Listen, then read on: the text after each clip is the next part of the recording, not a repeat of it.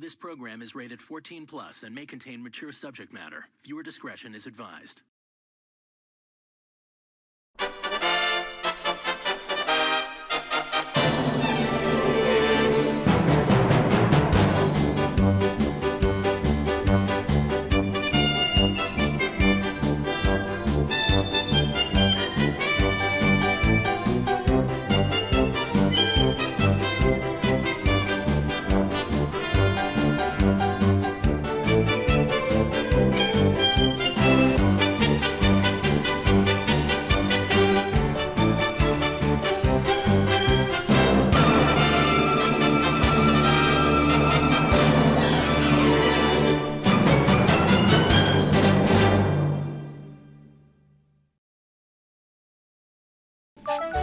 Thomas had long been working on his branch line since he rescued James from his dreadful accident.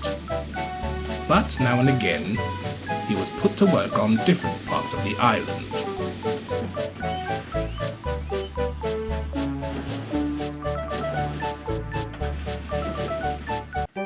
Thomas.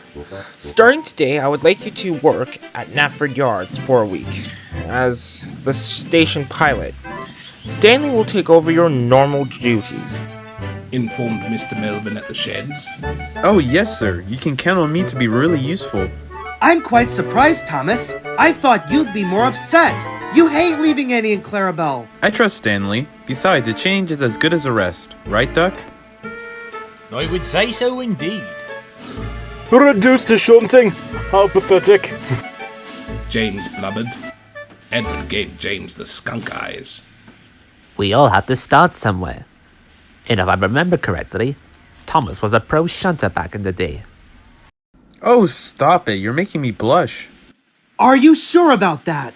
'Tis only sarcasm, Percy. Will you ever learn? And with that, Thomas puffed out of his berth, and away he went. Now Thomas entered the yard with it being a complete mess. Something in him clicked, and he started shunting the trucks left and right.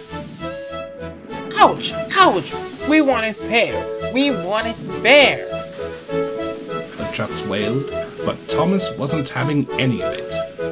He soon had the yard all nice and tidy. Edward was most impressed. This yard looks spectacular. You haven't seen a station pilot in what, years? You've definitely proven you've still got it. I don't know. I just entered the yard and bam! I just did it without thought. Well, keep up the good work. This is who I used to be. My life before my branch line. It feels so familiar. But it is also such an out-of-chassis experience. Thomas looked around the yard for something else to do, when his eye caught a sleeping Gordon. A cheeky smile gleamed across his face. Oh, I just have to do this.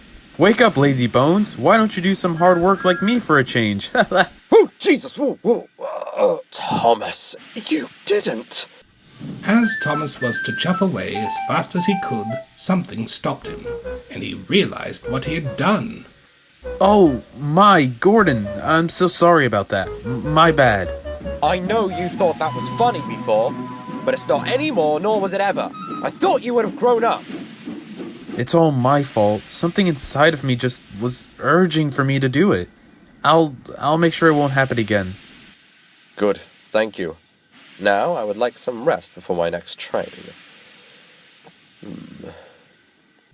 Thomas made sure he didn't disturb Gordon after that.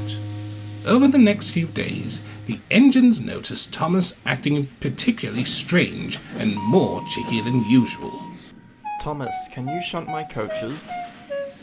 Why do I always have to fetch it? You big engines get to do all the exciting jobs, and I'm stuck here.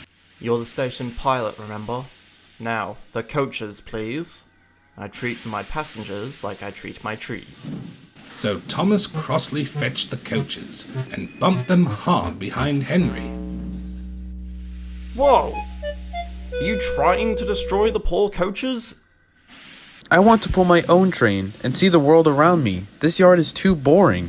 But Thomas, you have... I'm the #1 engine, and I'm sure to not be treated like I should.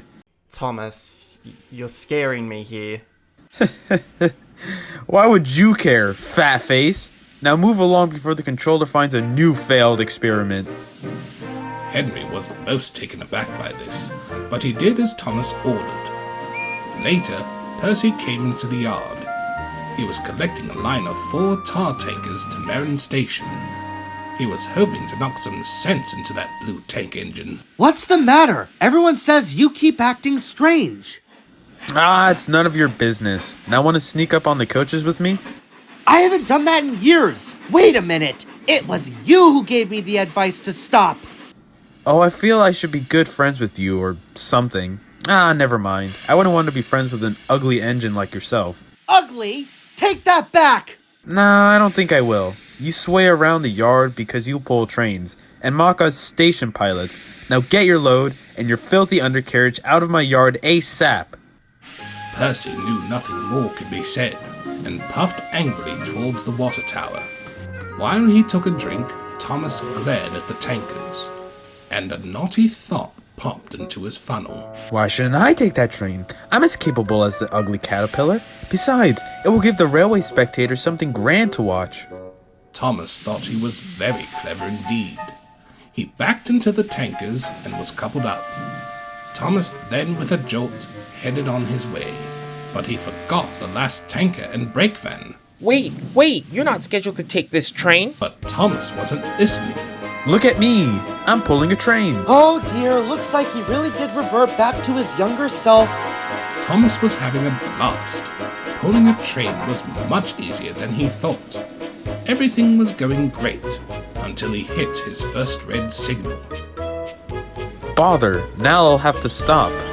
The signalman came out of the box and walked up beside the blue tank engine. Hello there, Thomas. May you be forgetting something? Can't you see? I'm pulling a goods train. You've been on this railway for how long? You must have a brake van with you for every goods train you take. Everyone knows that. Wait, so you stopped me just because of no brake van? There's no other trains in my way. Of course. That means it's technically safe if I just go on forwards. In theory, yes, but... Well, in that case, so long. There goes my raise. Sadly, none of the other signalmen noticed or cared, so Thomas just kept going. He was enjoying his run. Even Gordon's Hill wasn't hard for him. At last he reached Merrin Station and stopped in a siding. This place feels familiar. Thomas, I see 1, 2, 3 tankers. We need 4 so that the roads here can be fixed. Let me put this in a language you can understand. Vroom vroom. I'm sorry, what? Vroom vroom vroom. Since when have I ever said that? Looks like we can't trust Thomas anymore. Thomas the Tank Engine. There, on a barrel next to the buffers, was standing Mr. Marvin himself. What on earth were you thinking? First you're rude to everyone, then you steal a train from Percy, forget part of it behind, and leave the yards. What do you have to say for yourself? I don't really know. My mind is spinning. I'm very confused about what's going on right now. Do you mind if I go back to the sheds? I'd say that'd be a suitable punishment. So Thomas tumbled back sadly home and stayed in Tidmouth sheds all day. Mr. Marvin was able to arrange the mess Thomas created and decided it was best Thomas went back to his branch. The next day, Thomas had no memory of what happened. Some engines say Thomas, being a station pilot in the yards, messed with him psychologically. But I'd say Thomas was acting for a nostalgic feel. What do you think?